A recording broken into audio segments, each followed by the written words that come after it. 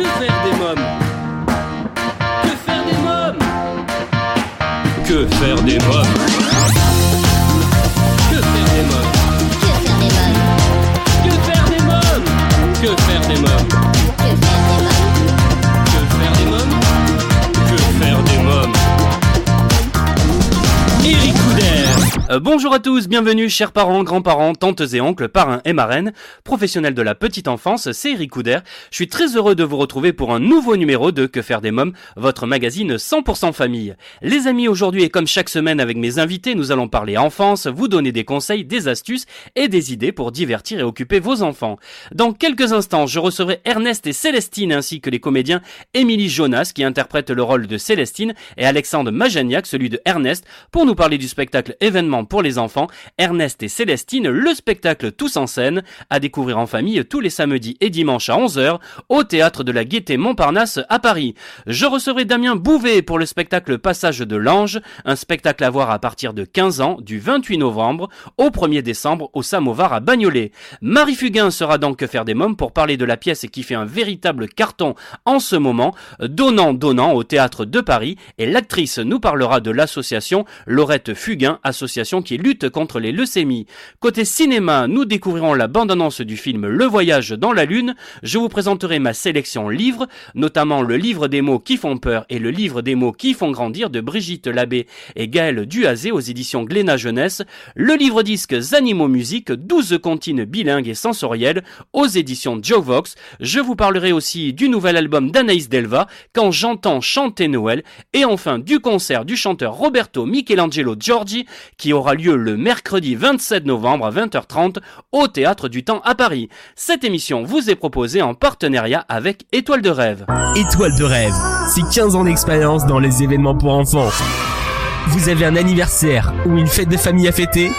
N'hésitez plus, contactez-nous au 01 45 74 11 23. 01 45 74 11 23. Étoile de Rêve. Une équipe de professionnels est à votre écoute sur Paris et la région parisienne, dès la prise en charge de votre demande jusqu'au jour de votre fête. Je reçois à présent Ernest et Célestine pour Ernest et Célestine, le spectacle Tous en scène. Bonjour Ernest et Célestine. Bonjour. Bonjour.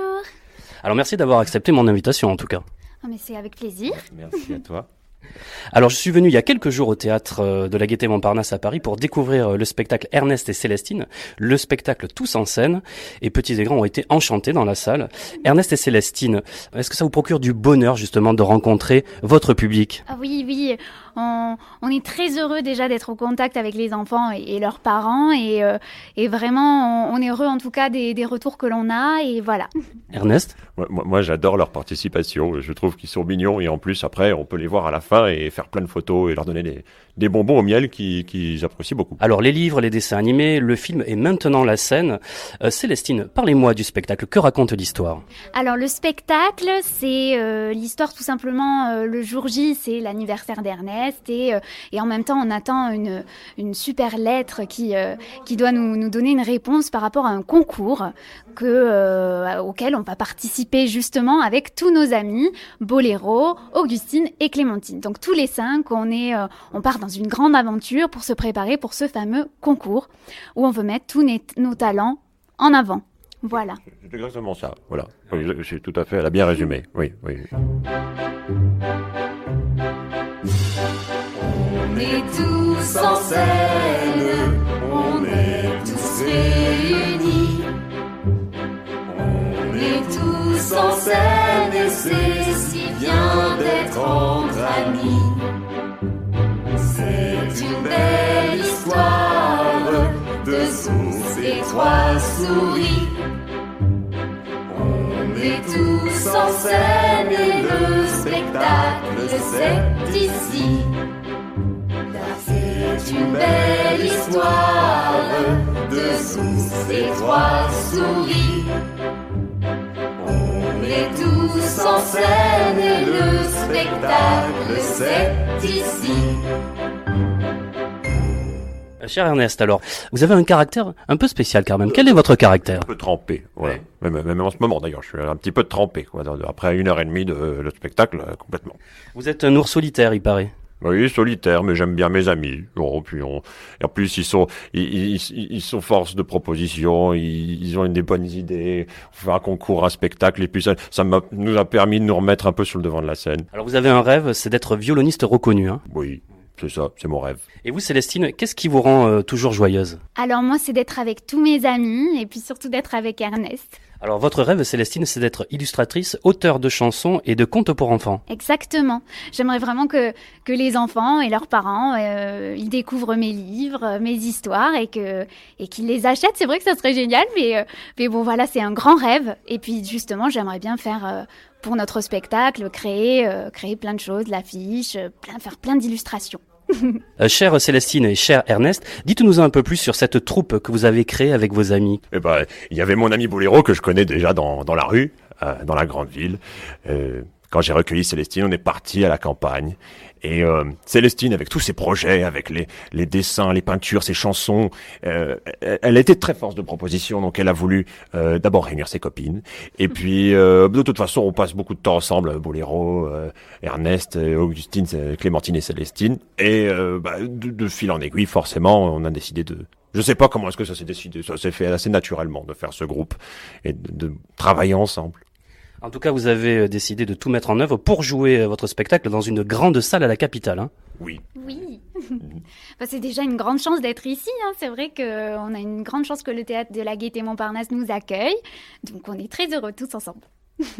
Alors Ernest et Célestine, pour ce spectacle, derrière vos personnages se cachent deux comédiens, Émilie Jonas et Alexandre Majetniak. Alors je vais tout de suite les rejoindre. Merci Ernest et Célestine, merci beaucoup. Merci. Bonjour Émilie Jonas. Bonjour. Alors vous interprétez le rôle de Célestine dans le spectacle Ernest et Célestine, le spectacle Tous en scène. Comment a débuté pour vous cette aventure? Alors pour moi déjà, j'ai dû passer une audition justement au théâtre de la Gaîté où j'ai rencontré donc SO Productions avec Caroline Magne et donc j'ai passé cette audition et dès quelques jours après, j'ai eu une réponse positive. Donc voilà, et puis j'ai rencontré après mes coéquipiers. Voilà. C'était super. Comment incarne-t-on Célestine? Quel travail d'interprète cela demande? Alors Célestine déjà, je transforme déjà un peu ma voix pour avoir cette voix un peu aiguë qui rappelle aussi la voix du film. Voilà, c'est vrai. C'est aussi une gestuelle parce qu'une souris, ça ne se promène pas comme un être humain dans la rue, forcément. C'est très vif. Donc vraiment beaucoup d'énergie et le fait aussi qu'on soit masqué, il faut beaucoup travailler avec le corps. Est-ce que c'est un personnage que vous connaissiez? Vous aviez déjà lu les livres, vu les dessins animés? Alors pas du tout, je suis une mauvaise élève. J'avais pas vu du coup les livres, je ne les connaissais pas et j'ai dû donc regarder justement les films pour bien travailler. Je pense que c'était nécessaire de voir les séries, le film et de voir quelques livres pour être vraiment dans mon personnage. Alors Émilie Jonas, parlez-moi de vous maintenant. Quel parcours professionnel avez-vous suivi? Alors moi j'ai commencé tout d'abord en étant danseuse, c'est-à-dire que j'ai fait 3 ans de formation chez Rico Doms à Paris. J'ai ensuite fait l'AID où j'ai pu être apprentie et faire plein de contrats en apprentissage sur des scènes, donc c'était une grande chance pour moi. J'ai ensuite fait des comédies musicales directement pour enfants et c'est vrai que ça m'a permis de faire plein de salles parisiennes, donc j'ai eu beaucoup de chance, voilà. Alors Alexandre Majetniak, parlez-moi du casting. Comment avez-vous décroché ce rôle d'Ernest? L'audition a été réussie. L'audition a été réussie. Oui, elle s'est bien passée. Puis après, Caroline m'a simplement rappelé. Puis j'étais très heureux. Ça, c'est pour en dire un peu plus. Je crois que le choix de l'interprétation, en tout cas la chanson, j'ai vraiment voulu incarner, faire quelque chose qui me plaît sur la chanson qu'il y avait à préparer et le monologue choisi. Et je l'ai cherché parce que c'est difficile en fait. C'est bête. Ils nous demandaient un monologue joyeux. Et alors moi, vous cherchez sur internet la plupart du temps n'importe quel monologue, vous avez que du drame. C'est rare d'avoir du joyeux. Et là, ou alors c'est du joyeux mais un peu cynique, etc. Et puis du coup, je les ai rappelés pour savoir si c'était bon que je prenne Cyrano de Bergerac. Et puis, mais en même temps, je trouve que c'était la tirade où il taclait énormément l'autre personnage. Ils m'ont dit non, c'est bon, vas-y, fais ça. Donc je me suis éclaté sur scène et apparemment ça a dû se voir. Alors quelles sont les disciplines que vous deviez savoir faire pour incarner ce rôle? Parce que ils chantent, ils dansent également. Les personnages chantent, dansent. Il y a la musique également. Mais vous l'avez très bien dit. Il faut bien pouvoir chanter et danser en même temps. Ça. je crois que je chante depuis un certain temps, je danse un peu moins que Émilie, qui elle a une vraie formation danse, mais ça tombe bien parce que nous, les ours, on danse un peu moins que les souris, en plus qui sont très professionnels là-dessus, dont une d'ailleurs, vous avez vu, qui fait un très beau numéro classique. Et donc chant, danse et jeu, voilà, ça se combine bien, tous les trois, quoi. Comment vous avez travaillé ce personnage? Ernest, il a une voix particulière. Bon, disons qu'il faut aller un petit peu plus dans son registre grave, quoi, faire comme ça. Et puis en plus, après, ce registre amène aussi l'avantage, c'est que la forme amène le fond. Ça me plaît aussi beaucoup. Ce registre grave va me mettre un peu plus dans l'attention aussi de l'ours. Mais depuis que je suis petit, j'aime beaucoup jouer avec ma voix. Ce soit prendre des voix comme ça, par exemple, ou parler un peu comme un vieux. Moi, ça me passionne et l'imitation me plaît beaucoup. Donc, je crois que d'expérimenter ça à travers un rôle ici, en plus dans ce beau théâtre, c'est super. Alexandre Majeniak, alors comme Émilie, parlez-moi de vous. Quel parcours avez-vous suivi? J'ai pris beaucoup de sons de cloche différents. J'ai vraiment pas suivi une seule même formation. D'abord, j'ai eu une troupe de théâtre amateur dans laquelle je faisais de l'impro.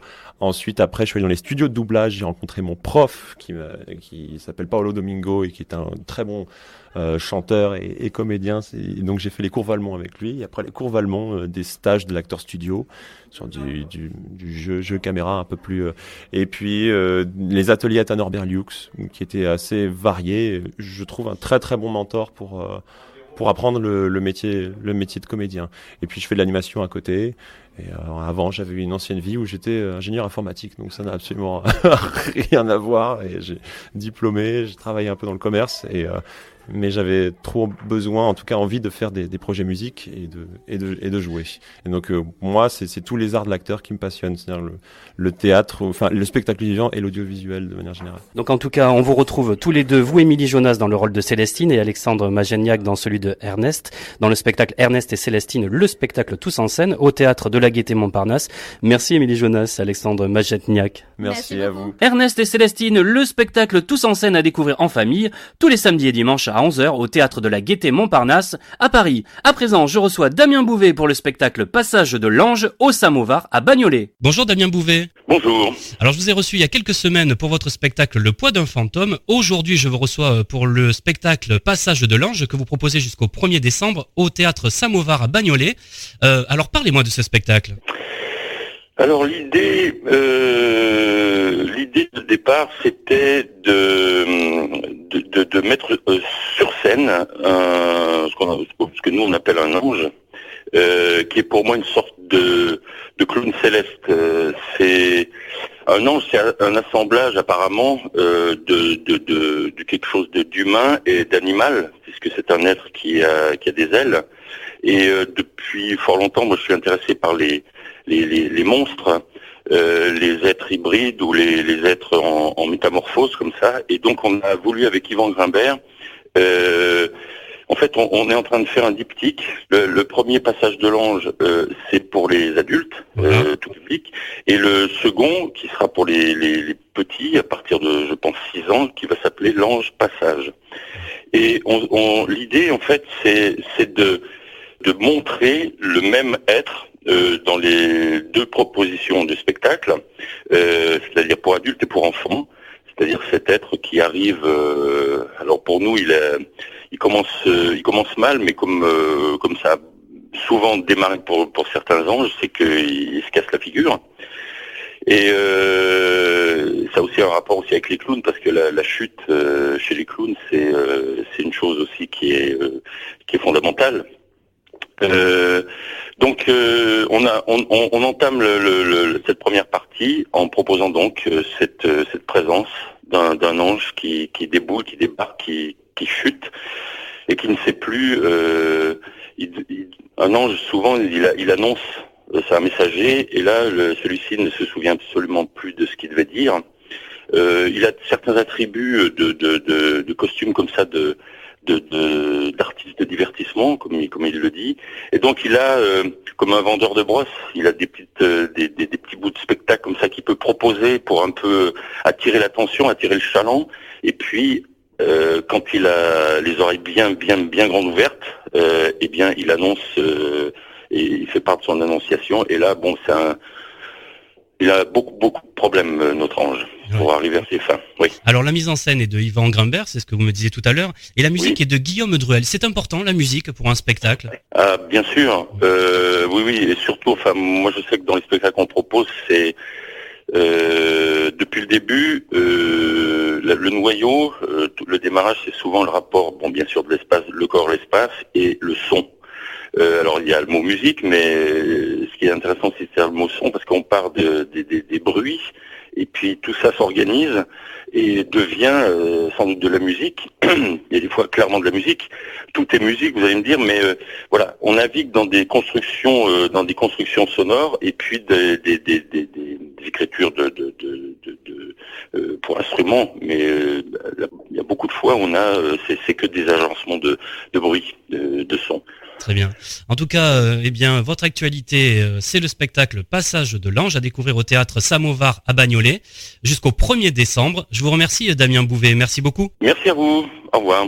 Au revoir. Damien Bouvet, Le Passage de l'Ange, un spectacle à voir à partir de 15 ans du 28 novembre au 1er décembre au Samovar à Bagnolet. Donc, Que faire des mômes, il est temps à présent de parler cinéma. Que faire des mômes? Votre rubrique cinéma vous est présentée cette semaine en partenariat avec les films du Whippet. Après Petite Histoire au clair de lune, les films du Whippet reviennent en salle. Premier pas dans la forêt, le 4 décembre prochain. Dans ce programme haut en couleur et en douceur, les enfants vont découvrir la nature, les saisons, à travers le regard de 4 jeunes animaux. Un renardeau, un éléphanteau, un poulain et un ourson. 9 courtes histoires pour révéler ses émotions telles que la joie, l'émerveillement, mais aussi la peur. Premier pas dans la forêt, le 4 décembre au cinéma. Cette semaine, je vous parle du film Le Voyage dans la Lune, un film d'animation norvégien réalisé par Rasmus Sivertsen. Tous les pays du monde rêvent d'atteindre la Lune pour y planter leur drapeau. Solan et Ludwig décident de tenter leur chance à bord de la fusée construite par Féodor. Commence alors une incroyable odyssée spatiale, le dernier épisode des aventures de Solan et Ludwig, après de la neige pour Noël et la grande course au fromage. Découvrons la bande-annonce. Tu comptes vraiment monter là-haut? Bien sûr.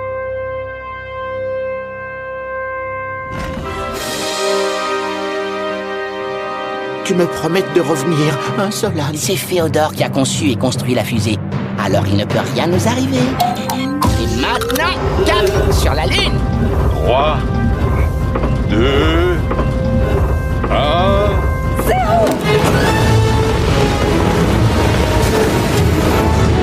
Tiens bon, Ludwig.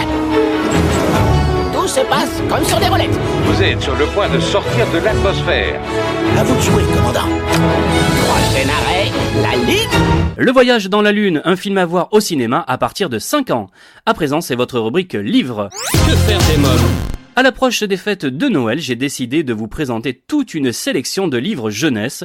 Brigitte Labbé pour les textes et Gaël Duhazé pour les illustrations vous propose une collection d'ouvrages à savourer dès 7 ans pour découvrir et aimer les mots. Aujourd'hui, ce sont 2 livres issus de cette collection que je vous présente. Le livre des mots qui font peur et le livre des mots qui font grandir. 2 ouvrages pour donner l'envie de jouer avec les lettres, les accents, les sons, les significations.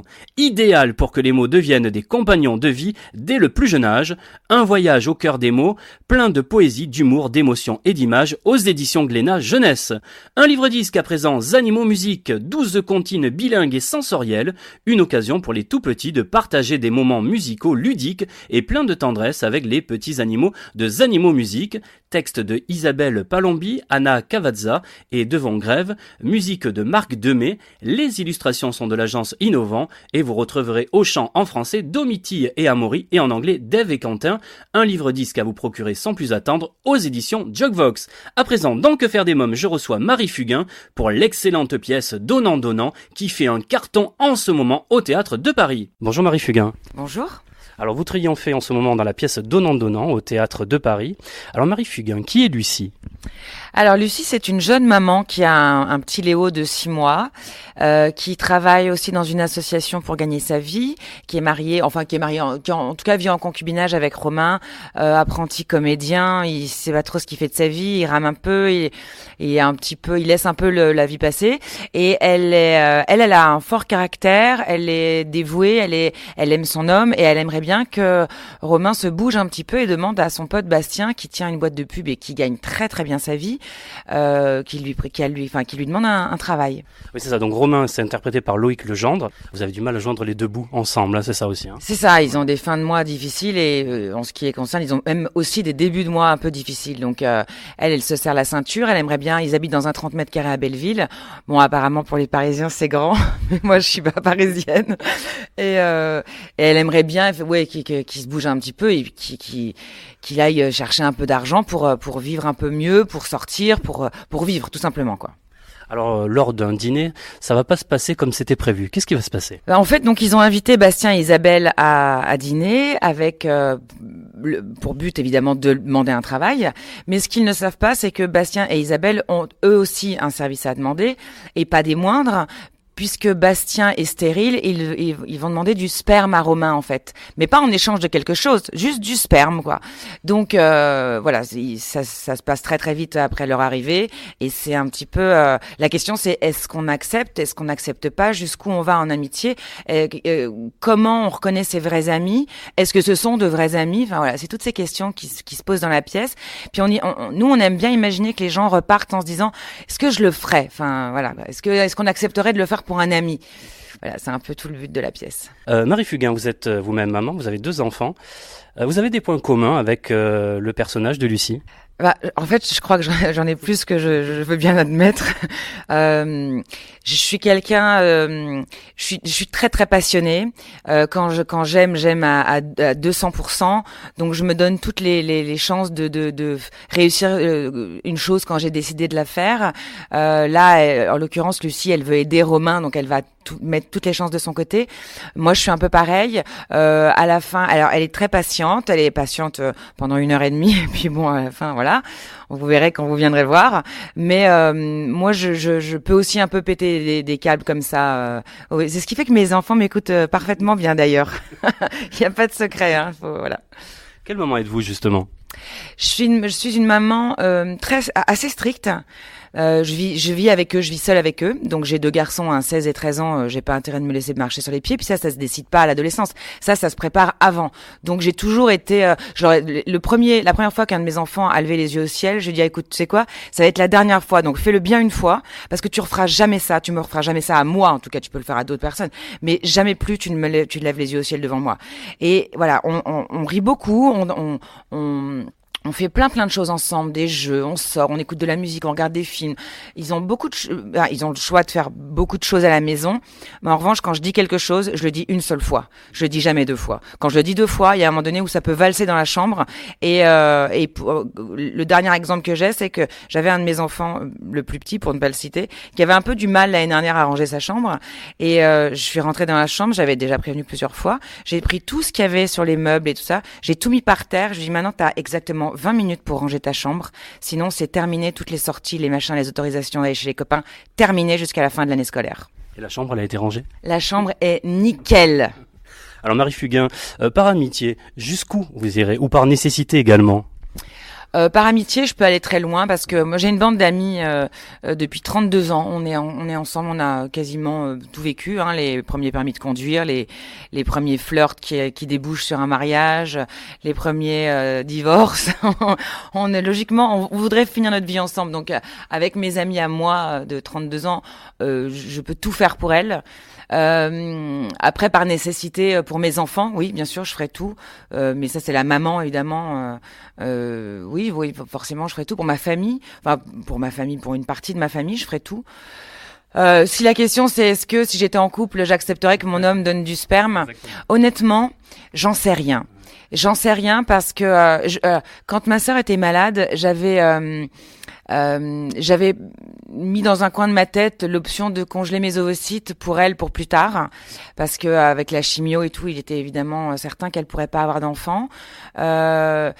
J'aurais pu faire mère porteuse pour elle, par exemple, mais honnêtement, je suis pas certaine que je prêterais mon mec parce que maintenant il y a trop trop d'inconnus dans ce qui peut se passer après, avec les réseaux sociaux. On peut retrouver n'importe qui maintenant et voilà, c'est pas anodin quoi de faire tout ça. Donc honnêtement, j'en sais rien. Voilà, je vais pas faire genre oui, bien sûr, je donnerai tout. J'en sais rien. Je sais pas. C'est vrai que c'est pas facile, hein. Moi, je me suis posé la question également et je sais pas non plus. Donc, je vous comprends. Bah oui, non, voilà, je l'aurais fait. J'aurais prêté mon mec à la limite pour ma sœur, si c'est vraiment il y avait eu besoin, parce que c'est ma sœur, c'est mon sang, c'est ma vie. Mais après, je sais pas. Bon, en même temps, ce qui est bien, c'est que personne me l'a demandé, donc c'est parfait. On va parler de l'enfance un petit peu. Quelle petite fille vous étiez? J'étais une fille super sage, trop sage même. J'ai grandi avec malheureusement, j'ai une enfance hyper heureuse. Hein, on se méprenne pas là-dessus. En revanche, je me suis mis le poids du non. Et du coup, je me suis empêchée de faire beaucoup de bêtises que j'aurais pu faire avec mes copines parce qu'un jour, on a dû me dire, fais attention, tu portes un nom et tu peux pas faire n'importe quoi. Et comme j'écoute relativement plutôt bien ce qu'on me dit en général, enfin, je veux dire, j'étais une élève appliquée, j'étais une petite fille gentille, douce, je faisais pas de vagues. Et du coup, je crois que j'ai oublié de me lâcher un peu comme on doit se lâcher à l'adolescence. Puis je travaillais aussi. J'ai commencé tôt à être comédienne, j'ai commencé à 6 ans, donc j'étais dans un monde d'adultes, donc j'ai pas vraiment fait de crise d'adolescence, j'étais déjà dans des rails de presque adulte, donc il va falloir que je pense à me lâcher un peu en fait. Justement, vous me disiez, vous avez commencé à 6 ans, c'était par envie, ce métier déjà vous attirait à 6 ans? Ah ouais, moi je voulais me déguiser en fait. Moi je fais ce métier juste pour me déguiser. Je voulais pouvoir incarner tous les métiers du monde à travers ce métier, tous les métiers du monde de la vraie vie quoi, dans mon métier. Et il y avait le métier d'actrice qui me le proposait. Je voulais être chirurgienne, je voulais être avocate, je voulais être policière, je voulais être maîtresse, je voulais être détective. Et c'est clair, j'aurais pas eu assez d'une vie pour tout faire et assez de talent d'ailleurs. Donc, je me suis dit, mais en fait, il y a qu'un truc que je peux faire et qui me permettrait de tout faire à la fois. Voilà, c'est un pour tous dans un. Je vais trouver une expression. Un de ces quatre, je vais trouver une expression. Mais donc c'est pour ça que je l'ai fait. Moi, je voulais être. Mon film préféré, c'est Les 7 mercenaires. Je voulais être la 8e mercenaire. Je voulais être une cow-boy, quoi. Je voulais, une cowgirl, du coup. Et je voulais juste m'amuser. Moi, je veux me déguiser. Je cherchais pas une explication il y a plein d'acteurs et d'actrices qui font ce métier pour trouver le jeu du moi. Non, moi, c'est beaucoup plus simple que ça. Je veux juste m'amuser. Alors Romain, interprété par Loïc Legendre, est dans la pièce un comédien qui a du mal à trouver du travail, à trouver un rôle. Est-ce que être acteur ou actrice est un job difficile? C'est de plus en plus difficile pour les jeunes qui commenceraient le métier parce que il y en a plein qui ne le font pas, à mon avis, pour les bonnes raisons. On a fait croire à une génération que c'était génial d'être connu et d'être une star. Je pense que c'est une très mauvaise raison de faire ce métier. Ça veut rien dire, ça va nulle part. Et après, ils arrivent tous en disant « Oh, je comprends pas, on m'a mis en avant et puis après on m'a abandonné. » Bah oui, c'est ça. C'est que t'as pas choisi le métier pour les bonnes raisons. Et donc, c'était évident qu'il allait t'arriver ça. Si on fait ce métier parce qu'on a envie de divertir les gens, de les amuser, de donner et de recevoir de l'amour immédiat et l'amour du public, c'est quelque chose d'incroyable et de très très fort, une énergie mais qui ne peut même pas se nommer tellement elle est importante. Là, dans ce cas, d'accord, interpréter des rôles, s'amuser, revêtir les vies des uns et des autres, ça c'est une bonne raison. Maintenant, si c'est faire ce métier pour être connu, changez de trottoir les gars et les filles parce que vous allez vous vautrer, mais puis ça fait mal parce que ce métier est excessivement difficile et de plus en plus difficile parce qu'il y a de moins en moins de place et il y a de plus en plus de gens qui arrivent de plein d'émissions de télé-réalité, de machin, parce que les chaînes veulent faire du buzz, alors ils prennent des gens connus, mais qui n'ont pas une formation forcément, qui n'ont pas une envie ou qui n'ont pas ça dans les tripes. Faut le faire parce qu'on a ça dans les tripes, faut vraiment le ressentir. Sinon c'est compliqué. Comment arrivez-vous à conjuguer votre rôle de maman et votre travail d'actrice? Quand je suis au théâtre, je fais des siestes parce que jouer tard le soir, enfin on joue le soir. Après, on a parfois des gens qui viennent nous voir, donc on va manger avec eux, on prend le temps on prend un peu de temps avec eux, on rentre tard. Moi, je me lève à 6h15 pour mon fils qui part assez tôt parce que l'école commence tôt, il est en première, donc ça rigole plus. Et du coup, si je veux tenir, il faut que je fasse une sieste. Donc j'ai découvert la sieste il y a 2 ans et je trouve ça génial. Je la recommande à tous ceux qui peuvent avoir 10-15 minutes. C'est fantastique la sieste, ça vous rebooste d'un seul coup, c'est reparti mon kiki pour toute la soirée. Très bien. Alors dans la pièce Donnant, on rit beaucoup, mais vous abordez avec humour tout de même des sujets très intimes également. Ah bah oui, c'est-à-dire que oui, le thème principal est le don de sperme.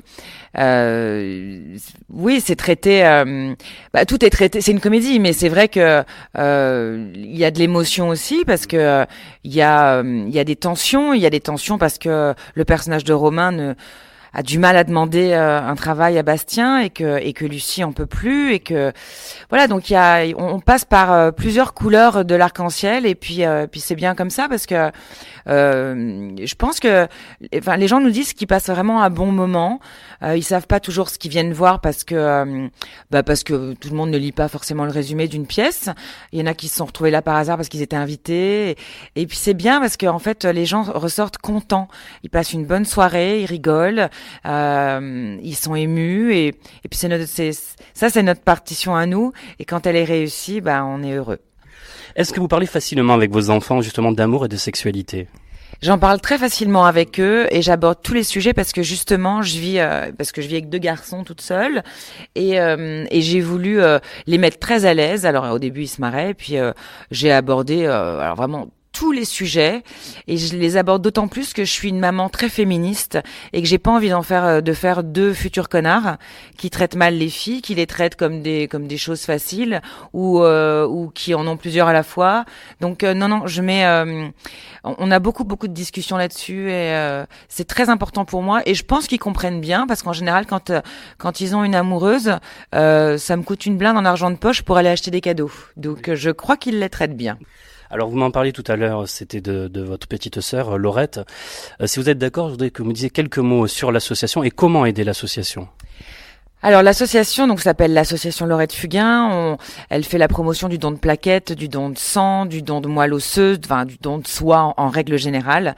Le don de moelle osseuse est un don qu'on peut faire qu'on fait de son vivant, qu'on fait de son vivant. Il faut aller s'inscrire sur un fichier qui est international.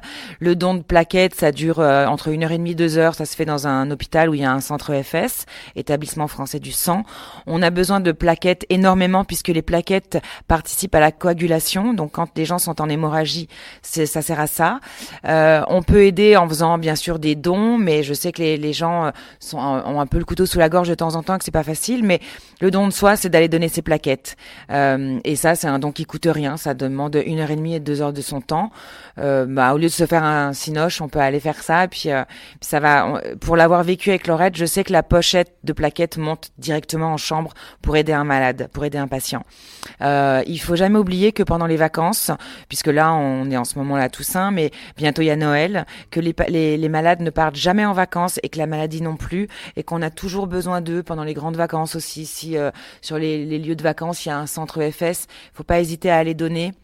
Il y a de plus en plus de leucémie. Malheureusement, je pense que avec ce qu'on nous fait manger, tout ce qu'il y a dans tout, ce qu'on respire, ce qu'on mange, ce qu'on boit, il y en aura de plus en plus. Ça va pas aller en s'améliorant. Donc, il faut qu'il y ait une solidarité grandissante et elle est vraiment vitale, elle est nécessaire. Malheureusement, c'est la société qui veut ça. Bien sûr.